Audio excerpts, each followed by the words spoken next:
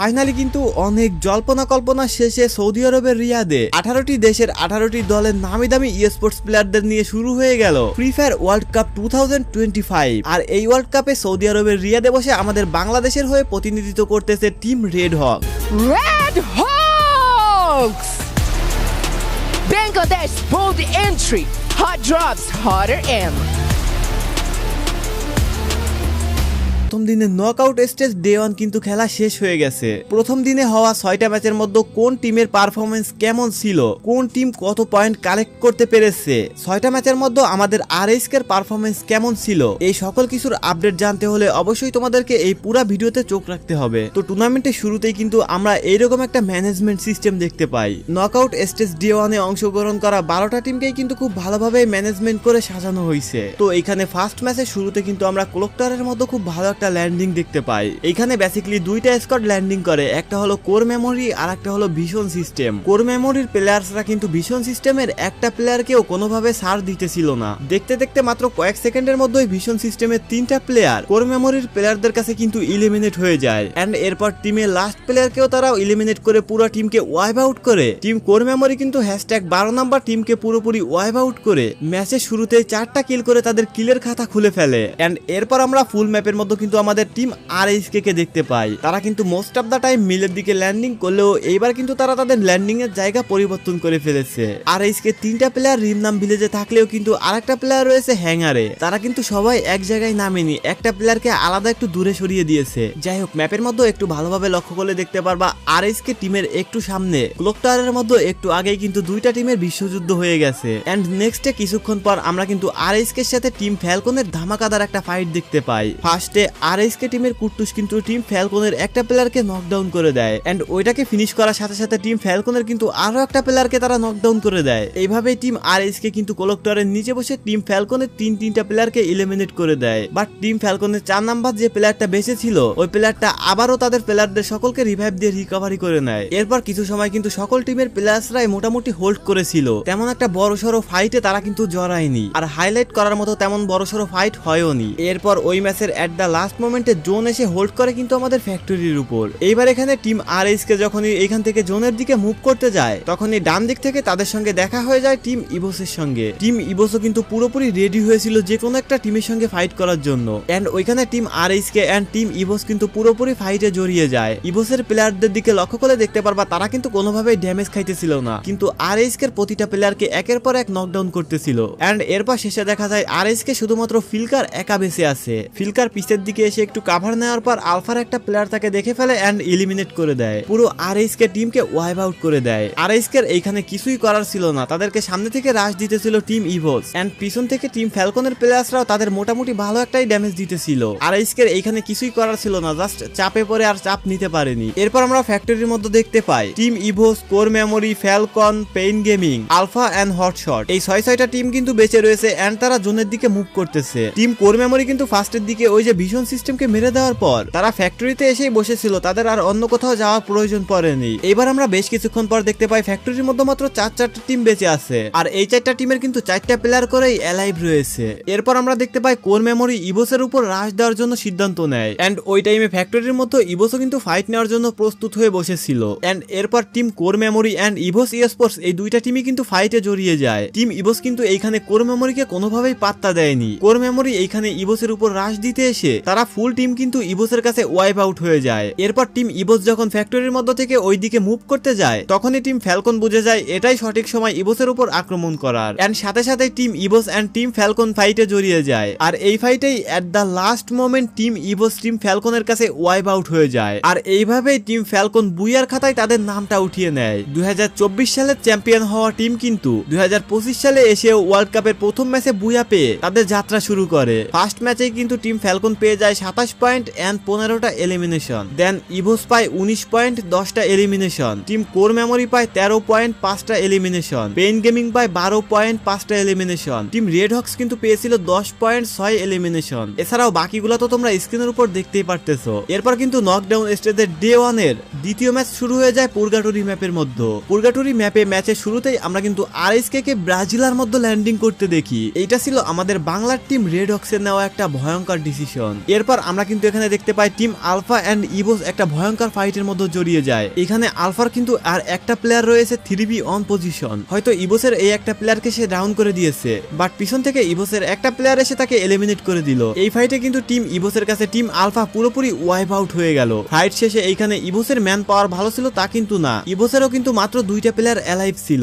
ওই টাইমে এইখানে যদি থার্ড পার্টি আরো একটা কোনো টিম চলে আসতো তাহলে এত সময়ে ইভোসেরও কিন্তু খবর হয়ে যেত, হয়তো এই ম্যাচের মধ্য থেকেও ইভোসের অস্তিত্ব শেষ হয়ে যেত। এরপর আমরা কিছুক্ষণ পর ব্রাজিলের মধ্যে দেখি আরএইচকে সঙ্গে টিম ভিশন সিস্টেমের একটা ফাইট হচ্ছে। এখানে ফার্স্টে কিন্তু আরএইচকের একটা প্লেয়ার ভিশন সিস্টেমের একটা প্লেয়ারকে এলিমিনেট করে দেয়। এরপর কুর্টুস এবং নেজাদ মিলে কিন্তু ভিশন সিস্টেমের মোটামুটি 3টা প্লেয়ারকে খেয়ে দেয়। ফাইটে জড়ানোর আগে ভিশন সিস্টেমের বাকি যে একটা প্লেয়ার ছিল ওই প্লেয়ারটা আগেই মূলত এখান থেকে সময় বুঝে ভেগে গিয়েছিল। এন্ড নেক্সটে আমরা কিছুক্ষণ পর স্কাইলোডস এর মধ্যে আরেকটা ফাইট দেখি। Team Vitality and AG Sports এই দুইটা টিম ফাইটের মধ্যে জড়িয়ে যায়। এইখানে আগে থেকেই এজি স্পোর্টস এর প্লেয়াররা এই ঘরের উপরে ছিল, তারা নিজেরাই এজি স্পোর্টস এর সঙ্গে ফাইটে জড়িয়ে মাত্র কিছু সময়ের ফাইটে পুরো টিম এজিএল গ্লোবাল স্পোর্টস এর কাছে ওয়াইপ আউট হয়ে যায়। এখানে কিন্তু আমরা দুর্দান্ত লেভেলের একটা ফাইটিং মুভমেন্ট দেখলাম। এরপর কিন্তু বড়সড় তেমন আর কোনো ফাইটে কেউ জড়ায়নি। এরপর আমরা দেখতে পাই আরএইচকে টিম রেড হক জোনের সাথে সাথে হোল্ড করে থাকে এন্ড আরএইচকে এখানে ভালো একটা পজিশন নিয়েই ছিল।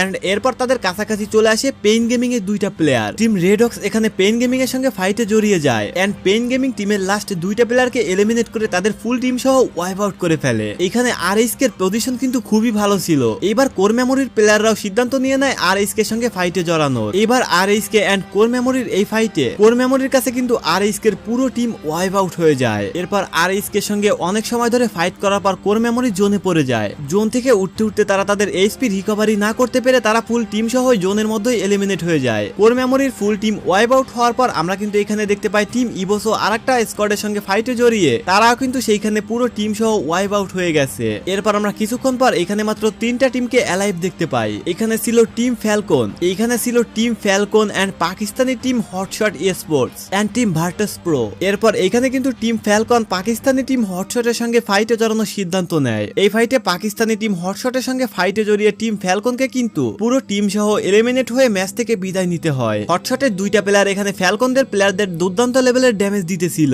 ফার্স্ট অফ অল এখানে দূর থেকে স্নাইপারের শট এন্ড দ্বিতীয়ত বৈশাপরা কট দিয়ে এই প্লেয়ারটা যে ড্যামেজ দিতেছিল এই 2টা প্লেয়ারের সাপোর্টের জন্য মূলত এখানে হটশট টিম ফ্যালকনকে ওয়াইপ আউট করতে পারছে। আর এই সাইডে টিম ভার্টাস কিন্তু এখানে ওয়েট করতেছিল যে ওরা 2টা টিম ফাইট করুক, আমরা এখানে বসে বসে হোল্ড করি। এরপর ফ্যালকনরা এলিমিনেট হয়ে যাওয়ার পর ভার্টাস প্রো এইবার সুযোগ পায়। এবার তারা হটশটের উপর আক্রমণ করার সিদ্ধান্ত নিজেরাই নিয়ে নেয়। এট দ্য লাস্ট মোমেন্ট এসে ফাইট করতে করতে এখানে এমন একটা অবস্থা হয় হটশটের প্লেয়াররা এখানে ভার্টাস প্রোর প্লেয়ারদের কাছে চান্সই পাইতেছিল না। দূর থেকে একটা প্লেয়ার স্নাইপিং করে কাভার দিতেছিল, বাট তাতেও এখানে কোনো লাভ হয়নি তাদের। ম্যাচের এট দ্য লাস্ট মোমেন্ট এখানে team Virtus Pro Pakistani team হটশটকে হারিয়ে পুরগাটরি ম্যাপের মধ্যে তারাই এই ম্যাচটা বুয়া করে নেয়। এন্ড ম্যাচ শেষে আমরা দেখতে পাই টিম ভার্টাস প্রো পেয়েছে 22টা পয়েন্ট এন্ড 10টা এলিমিনেশন এন্ড টিম হটশট পেয়েছে 20 point 11 elimination. Team Core memory পেয়েছে 19 পয়েন্ট 12 এলিমিনেশন। ইভোস স্পোর্টস পেয়েছে 13 পয়েন্ট 7টা এলিমিনেশন। টিম ফ্যালকন পেয়েছে 12 পয়েন্ট 4টা এলিমিনেশন। টিম রেড হক্স পেয়েছে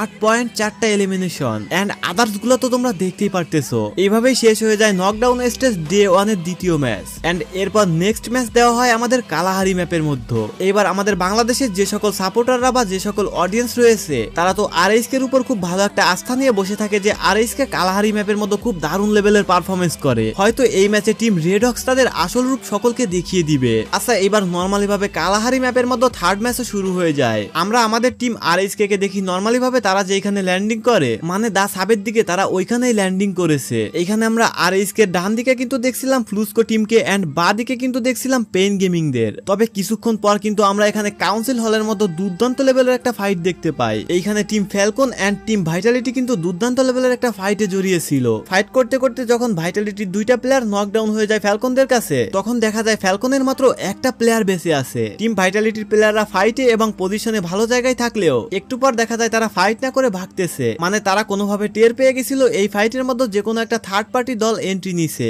হ্যাঁ এখানে মূলত থার্ড একটা দল এন্ট্রি নিছিল, সেইটা হলো টিম ইভোস। টিম ফ্যালকনের বেঁচে থাকা লাস্ট প্লেয়ার যখন বুঝতে পেরেছে এখানে থার্ড পার্টি এন্ট্রি নিয়েছে তখন সে ফটাফট তার একটা প্লেয়ারকে রিভাইভ দিয়ে নামিয়ে দেয় এন্ড পরবর্তীতে সে কিন্তু নিজেই ইভোসের কাছে এলিমিনেট হয়ে যায়। এন্ড এরপর আমরা ম্যাচের একটা মোমেন্টে এসে দেখতে পাই team Evos, Falcon, Hotshot and RHK এই 4টা টিমই এক জায়গায় এন্ড খুবই কাছাকাছি। এন্ড এরপর আমরা দেখতে পাই পাই হটশটে সকল প্লেয়ার মারা যাওয়ার পর হটশটের যে লাস্ট প্লেয়ারটা রয়েছে ওইটা টিম ফ্যালকনের কাছে মার খাওয়ার ভয়তে জিপ লাইন দিয়ে চলে যাইতে যায় এন্ড তারপরেও টিম ফ্যালকন জিপ লাইন থেকেই ওই প্লেয়ারটাকে মেরে দেয়। হটশটের এই প্লেয়ারটা জিপ লাইন দিয়ে নিচে জাম দেওয়ারও কোনো সুযোগ ছিল না, কারণ নিচে ছিল টিম ফ্লুকজো। দেন এরপর আমরা নিচে দেখতে পাই টিম আরএসকে কে এন্ড টিম ইভোসকে। তারা দুইটা টিমই খুব কাছাকাছি ছিল এন্ড ফাইট নেবে এরকম একটা মোমেন্ট ছিল। এরকম করতে করতে ইভোসের এম গড চিপা দিয়ে ব্লেডকে একটা হেডশট লাগিয়ে দেয়। হেডশট মেরেই এখানে টিম ইভোস ফটাফট চারিদিক থেকে আরএসকের উপর রাশ দিয়ে দেয়। এই ফাইটের মধ্য থেকে আরএসকের বের হওয়ার কোনো সুযোগই ছিল না এন্ড তারা কোনো রকম সুযোগ পায়ওনি। এই জায়গাতে তারা ফুল টিম সহ টিম ইভোসের কাছে পুরোপুরি ওয়াইপ আউট হয়ে যায়। এই ম্যাচের এট দ্য লাস্ট মোমেন্টে এসে আমরা দেখতে পাই টিম ফ্যালকন এন্ড টিম ফ্লুকজো এই দুইটা টিম একসাথে ফাইটে জড়িয়ে গেছে। এখান থেকে টিম ফ্যালকন কিন্তু টিম ফ্লুকজোদের মেরে তারা কিন্তু এই ম্যাচটা বুয়া করে নেয় এন্ড এট দ্য লাস্ট মোমেন্টে দেখা যায় এখানে ইভো স্পোর্টস পেয়েছে 25 পয়েন্ট। তারা কিন্তু বুয়া না পেয়েও 17টা এলিমিনেশনের জন্য 25 পয়েন্ট পেয়ে যায় এন্ড টিম ফ্যালকন পেয়েছে 12টা elimination and 24 point and team ফ্লুকজো পেয়েছে 8টা elimination and 17 point. Team Hotshot পেয়েছে 6টা elimination and 11 point. Team AGAL Global Sports পেয়েছে 5টা elimination and 11 point and Red Hawks পেয়েছে 3টা এলিমিনেশন 10 পয়েন্ট এন্ড আদার্স গুলো তো তোমরা দেখতেই পারতেছো। এইভাবে মূলত শেষ হয়ে যায় নকডাউন স্টেজ ডে 1 এর থার্ড ম্যাচ। গাইস এইভাবে এক্সপ্লেন করতে গেলে আজকের এই ভিডিওটা কিন্তু অনেক লং ডিউরেশনের হয়ে যাবে, তাই আমি বাকি যে আর 3টা ম্যাচ রয়েছে এই 3টা ম্যাচ আমি শুধু তোমাদেরকে রেড হক্সের হাইলাইট গুলাই দেখাচ্ছি। তো এরপর আমরা চলে যাব 4 নাম্বার ম্যাচে। 4 নাম্বার ম্যাচে আরএসকে কে দেখা যায় তাদের মন মতো জায়গা স্নোফলের মধ্যে ল্যান্ডিং করেছে। তাদের থেকে বেশ কিছু দূরে কিন্তু দুই সাইডে দুইটা স্কোয়াড দেখা যাইতেছিল তখন। তো এরপরে আমরা দেখতে পাই স্নোফলের মধ্যে হালকা পাতলা একটু ফাইট লাগার সম্ভাবনা দেখা যাচ্ছে। মানে আরএসকেরা যে জায়গায় ছিল ওই জায়গায় team Alpha, team Core Memory and Pain Gaming এই সকল টিমই খুব কাছাকাছি চলে এসেছে। তো আরএসকেরা এখানে বুঝতে পারে যে এখানে যদি তারা ফাইট নেয় তাহলে তারা খুব বড়সড় একটা অসুবিধার মধ্যে পড়ে যাবে। তো তারা কি করে, তারা এখান থেকে লঞ্চ প্যাড ইউজ করে খুব দ্রুতই তাদের পজিশন চেঞ্জ করে ফেলে এন্ড তারা মুভ করে সকলেই অন্য আরেকটা দিকে চলে যায় এন্ড নেক্সটে আমরা দেখতে পাই আরএসকে কিন্তু এই ম্যাচের মধ্যে কোনো একটা ভালো জায়গায় শক্তপোক্ত পজিশনে নিজেদেরকে নিয়ে যাইতে পারেনি। তারা যে জায়গায় যাইতেছিল সেই জায়গা থেকেই মার খাইতেছিল এন্ড এরপর এট the last moment red Hawks মানে আরএসকে কোনো রকম এলিমিনেশন ছাড়াই একদম ওয়াইপ আউট হয়ে যায় এন্ড এই ম্যাচ শেষে আমরা দেখতে পাই ইভোস স্পোর্টস 9টা এলিমিনেশন সাথে বুয়া পেয়েছে 21 পয়েন্ট এন্ড ফ্লুকজো পেয়েছে 10টা এলিমিনেশনের সাথে 18 পয়েন্ট এন্ড হটশট স্পোর্টস কিন্তু পেয়েছে 5টা এলিমিনেশনের সঙ্গে 14 পয়েন্ট। টিম ভাইটালিটি পেয়েছে 5টা এলিমিনেশনের সঙ্গে 11 পয়েন্ট। পেইন গেমিং পেয়েছে 7টা এলিমিনেশনের সঙ্গে 10টা পয়েন্ট। টিম ফ্যালকন পেয়েছে 3টা এলিমিনেশনের সঙ্গে 10টা পয়েন্ট এন্ড আদার্স গুলো তো তোমরা দেখতে পারতেছো। আর আরএসকে এই ম্যাচের মধ্যে পেয়েছে 0 এলিমিনেশন এন্ড 0 পয়েন্ট। এইভাবে নকডাউন স্টেজের ডে 1 এর 4th ম্যাচও শেষ হয়ে যায়। এরপর আসে 5 নাম্বার ম্যাচ। 5 নাম্বার ম্যাচে এসে আমরা কিছু সময় পর দেখতে পাই এখানে #10 নম্বরে আমাদের টিম রেড হক্স মানে আরএসকে তাদের পুরো টিম সহ ওয়াইপ আউট হয়ে গেছে। মানে আরএসকের জন্য এটা খুবই হতাশাজনক একটা ব্যাপার। ফার্স্টের দিকের ম্যাচগুলোতে আরএসকের পারফরমেন্স অনেক ভালোই ছিল and at the last moment এই ম্যাচটা শেষ হওয়ার সময় আমরা দেখতে পাই টিম ভাইটালিটি এন্ড টিম ফ্লুকজোর সঙ্গে ফাইটের পর এই ম্যাচের মধ্যে কিন্তু টিম ভাইটালিটি বুয়া নিয়ে নেয়। দেন আমরা দেখতে পাই 78 পয়েন্ট এন্ড 43টা এলিমিনেশন পেয়ে 1 নম্বরে রয়েছে টিম ফ্যালকন, দেন 2 নম্বরে রয়েছে ইভোস স্পোর্টস, 3 নম্বরে রয়েছে কোর মেমোরি, 4 নম্বরে রয়েছে ফ্লুকজো এন্ড 5 নম্বরে রয়েছে পেইন গেমিং, 6 নম্বরে রয়েছে হটশট স্পোর্ট, 7 নম্বরে রয়েছে টিম ভাইটালিটি এন্ড 8 নম্বরে রয়েছে টিম ভার্টাস প্রো, 9 নম্বরে এজিএএল গ্লোবাল স্পোর্টস এন্ড 10 নম্বরে কিন্তু রয়েছে আমাদের রেড হক। আর আদার্স গুলো তো তোমরা দেখতেই পারতেছো। এরপর ডে 1 এর লাস্ট ম্যাচে আমরা দেখতে পাই আমাদের রেড হক্স মানে আরএসকে টিমের সঙ্গে আলফাদের একটা ভালো ফাইট হচ্ছে। এখানে আমাদের ব্লেড কিন্তু আলফাদের একটা প্লেয়ারকে ডাউন করে দেয় এন্ড এরপর আলফাদের প্লেয়ার কিন্তু সেই প্লেয়ারটাকে রিভাইভ দিয়ে উঠিয়ে দেয়। দেন আমরা কিছুক্ষণ পর দেখতে পাই ব্লেডও নক হয়ে গেছে। এরকম ভাবে রেড হক্সের এক একটা করে প্লেয়ার ডাউন হইতে থাকে। এট দ্য লাস্ট টাইমে টিমের লাস্ট প্লেয়ার হিসেবে নেজাদ কিন্তু এখান থেকে কোনোভাবে লঞ্চ প্যাড দিয়ে ভেগে চলে যায়। তারপরেও আলফাদের টিমের একটা প্লেয়ার কিন্তু নেজাদের পিছন চলে যায়। নেজাদ তাকে মোটামুটি একটা ভালো ড্যামেজ দিয়ে নকডাউন করে দেয়। এরপর আবারও সে সামনে যাইতে থাকে কোন রকম, বাট আলফাদের স্কোয়াডের কোনো প্লেয়াররাই মোটামুটি তার পিছু ছাড়তেছিল না। এরপর আলফা স্কোয়াডের 2-3টা প্লেয়ার তার পিছু ধাওয়া করতে করতে তার কাছে চলে আসে এন্ড সে যখন মোটামুটি বেশ কিছু দূর থেকে ভাগতেছিল তখন তাকে পিছন থেকে ফায়ার দিয়ে এলিমিনেট করে দেয় এন্ড এভাবেই তাদের ফুল স্কোয়াডকে ওয়াইপ আউট করে দেয়। আর এভাবেই নকডাউন স্টেজ ডে 1 এর 6 নাম্বার ম্যাচও শেষ হয়ে যায় এন্ড ম্যাচের শেষে দেখা যায় এই ম্যাচে বুয়া নিয়ে নিয়েছে পেইন গেমিং। দেন আমরা দেখতে পাই 98 পয়েন্ট এন্ড 46 এলিমিনেশন নিয়ে 1 নম্বরে রয়েছে টিম ফ্যালকন, 2 নম্বরে রয়েছে ইভো স্পোর্টস, 3 নম্বরে রয়েছে পেইন গেমিং। লাস্টের ম্যাচে একটু ভালো পারফরমেন্স করে এন্ড একটা বুয়া নিয়েই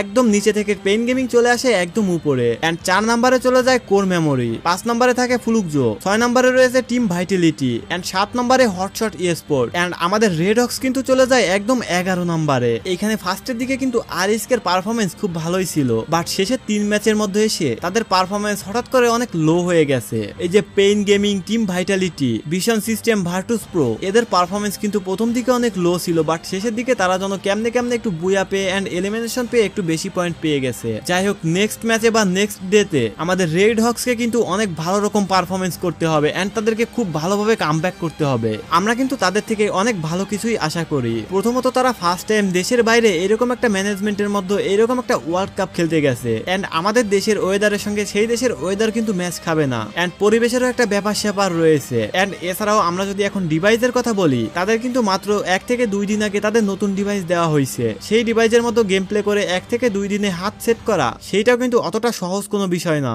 আই হোপ নেক্সট যে ম্যাচগুলো রয়েছে ওই ম্যাচের মধ্যে আরএসকে খুব ভালো একটা পারফরমেন্স দেখাবে। তো আজকের ভিডিও এ পর্যন্তই, দেখা হবে পরবর্তীতে কোনো আননোন ইন্টারেস্টিং ভিডিও। ততক্ষণ সবাই ভালো থাকবা, সুস্থ থাকবা, আল্লাহ হাফেজ। আর হ্যাঁ, আমাদের বাংলাদেশের গর্ব আরএসকে কিন্তু তোমরা সকলেই সাপোর্ট করবা।